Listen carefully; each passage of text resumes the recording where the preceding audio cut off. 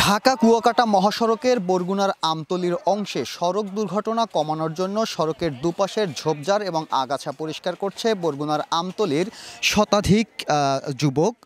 সকাল থেকে বরগুনার আমতলীর ঘটখালি বাজার থেকে তারা এই পরিচ্ছন্নতা অভিযান শুরু করেছেন। আমরা এখানকার যারা স্বেচ্ছাসেবী এবং বিভিন্ন সামাজিক ও রাজনৈতিক দলের নেতৃবৃন্দরা রয়েছেন তাদের সঙ্গে কথা বলে জেনেছি যে ঢাকা কুয়াকাটা মহাসড়কের বরগুনার আমতলীর ২৪ কিলোমিটার সড়কের দুপাশেই ঝোপঝাড় তৈরি হয়েছে।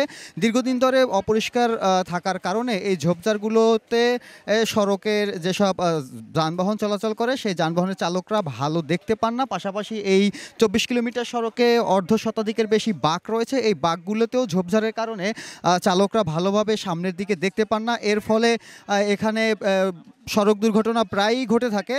তো এই সড়ক দুর্ঘটনা কমানোর জন্য মূলত তারা এই উদ্যোগটা নিয়েছেন। আমরা এখানে একজনের সঙ্গে কথা বলেছিলাম, মোমেন আকন নামে, তিনি যুবদল নেতা। তিনি এই উদ্যোগটি নিয়েছেন এবং তার উদ্যোগে সাড়া দিয়ে বিভিন্ন রাজনৈতিক, সামাজিক এবং স্বেচ্ছাসেবী সংগঠনের সদস্যরা এই কাজটি শুরু করেছেন। আমরা আমতলী থানা পুলিশের সঙ্গে কথা বলেছিলাম। তাদের তথ্য অনুযায়ী গত ২.৫ বছরে বরগুনার আমতলীর অংশে ৭০টির বেশি দুর্ঘটনা ঘটেছে। এর মধ্যে ৪১ জনের প্রাণহানি ঘটেছে।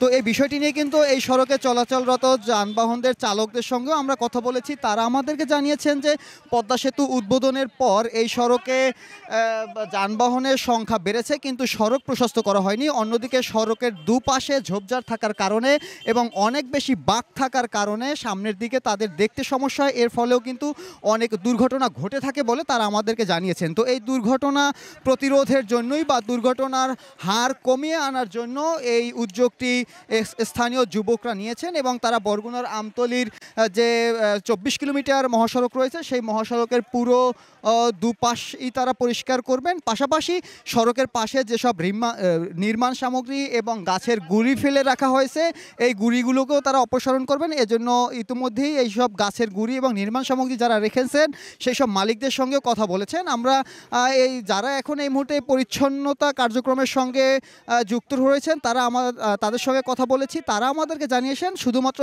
সামাজিক দায়বদ্ধতার কারণেই তারা এই কাজটি করছেন।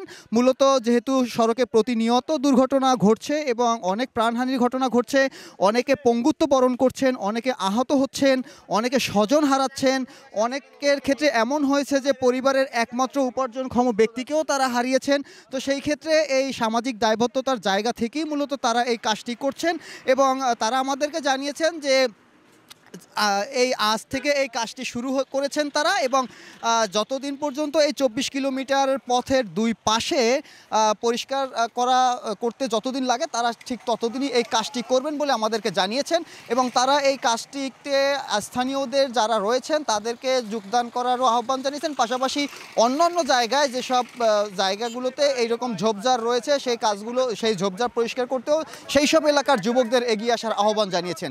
তো এই ছিল ঢাকা কুয়াকাটা মহাসড়কের বরগুনার আমতলীর অংশের সড়কের দুই পাশের ঝোপঝাড় পরিষ্কার করার সবশেষ।